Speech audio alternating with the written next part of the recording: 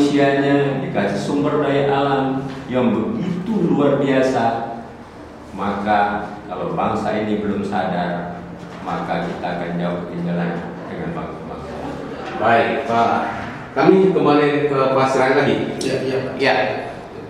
Dari tadi kita katakan ada gagasan-gagasan dalam membangun karakter bangsa, mulai dari mulai pendidikan sedini mungkin dilakukan untuk membangun karakter bangsa. Nah, kalau kita lihat dalam realita, nah tentunya dalam membangun karakter bangsa tidak hanya mulai dari, bukan hanya dilakukan anak yang kecil. Mau hendaknya para pelaku-pelaku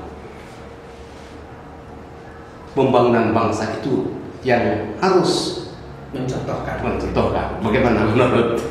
Iya Pak. Jadi tadi kita juga sudah mendengar dari Bu Lisna bahwa seyogianya bahwa karakter itu telah dibangun atau dibentuk sejak masa masuk pendidikan, mulai dari TK atau bahkan sekarang pendidikan anak usia dini yang kita sebut PAUD. Nah, melalui pendisiplinan kepada anak-anak dan pencontohan yang baik, sikap-sikap yang baik, itu juga sebenarnya merupakan salah satu dari wujud atau implementasi dari pembangunan karakter.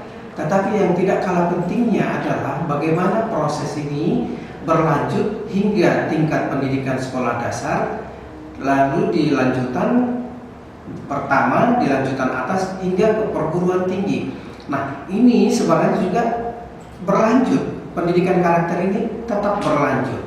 Nah, masalahnya adalah secara keseluruhan bahwa di negeri kita ini akibat daripada pencontohan orang-orang yang dewasa cenderung sudah tidak peduli, sudah lagi tidak saling menghormati, sudah lagi tidak peduli kepada kehidupan berbangsa dan bernegara, sudah lagi kurang sopan terhadap orang tua, rasa santun sudah mulai hilang.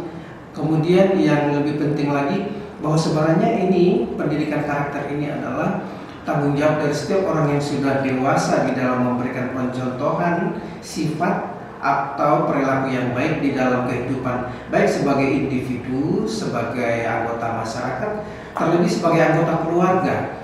Nah, jadi di dalam keluarga juga tidak kalah pentingnya bahwa keluarga ini juga berperan sangat penting, dan di dalam hal ini ibu sebagai tiang katanya di dalam rumah tangga ibarat seperti tiang dalam negara. Jadi sebenarnya semua berperan, tetapi galaunya akhir-akhir ini adalah akibat daripada perilaku daripada oknum tertentu, baik di tingkat pendidikan, di pemerintahan manapun, di lembaga-lembaga hukum, instansi manapun, kita bisa lihat bahwa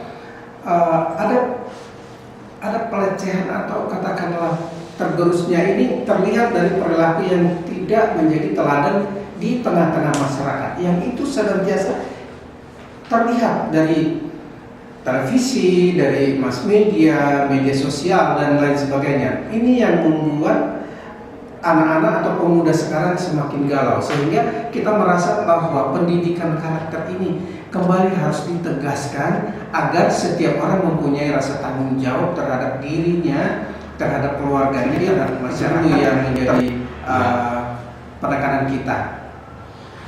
Baik, Pak. Kami kembali ke Ibu Lisna lagi. Ya, kalau kita katakan Bu, membangun karakter bangsa. Nah, kita lihat saat ini para pemimpin-pemimpin kita, dan juga anggota-anggota dewan. Nah, dalam menciptakan atau membuat suatu keputusan, kadang-kadang ada yang menyatakan atau terkesan dalam mengambil keputusan untuk keuntungan, banyak untuk keuntungan. Bagaimana menurut karakternya? Pak Peter menanyakan tentang istilah katanya anggota dewan, karena anggota dewan ini kan kita harapkan menjadi panutan kita, panutan masyarakat kita, dan dia adalah wakil kita, kan begitu. Kalau menjadi seorang wakil, biasanya wakil itu adalah orang yang terbaik buat menjadi duta buat kita, kan begitu. Itu harapan kita. Ternyata ternyata tidak seperti yang kita harapkan. Itulah yang terjadi sekarang. Ini masalahnya karena masih sebetulnya sistem kita sudah baik. Ya, oknumnya ini yang menjadi masalah. Jadi kita tidak bisa salahkan DPR-nya, tetapi oknum DPR-nya, kan begitu ya Pak ya? Iya.